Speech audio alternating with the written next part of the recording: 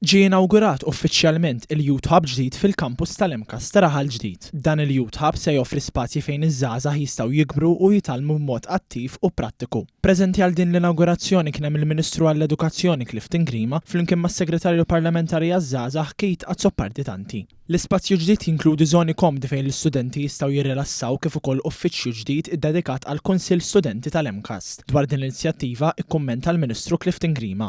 Nemmnu li żgħażagħ għandhom rol importanti ħafna fis-sistema edukattiva tagħna u allura huwa importanti li nagħtu aktar għodda liż-żgħażagħ u nagħtu aktar opportunitajiet. Dan huwa spazju illi inawgurajna ġewwa l-MKAS li ma' spazju fih l-istudenti jistgħu jitkellmu, jistgħu jiddiskutu, fuq kollox għandek element qawwi soċjali fih. Kif ukoll għandek l-aspett tal-attiviżmu taż-żgħażagħ, żgħażagħ tal-Kunsill Studenti tal-MKAS li qegħdin jaħdmu hawnhekk anke ma' professjonisti f'ambjent li huwa rilassanti, f'ambjent li jkompli jagħtu dejjem aktar realtajiet importanti fil-kampus tal-MKAS ġewwa Raħal. Dan il-Youth Hub li se jiġi mmexxi mill-Aġenzija żgħażagħ filwaqt li jopera b'tim ta' youth workers imħarġa li joffru appoġġ kontinwu u jorganizzaw attivitajiet edukattivi u kreattivi. Dan l-ispazju se jintuża wkoll bħala ċentru ta' workshops għall-Istituti tal-Mosta, Ħalqormi u Għawdex. Is-Segretarju Parlamentari Azzopardi-Tanti saħaq li l-MKAS Youth Club huwa prova ċara tal-impenn tal-Gvern li jagħti valur lill-edukazzjoni mhux formali.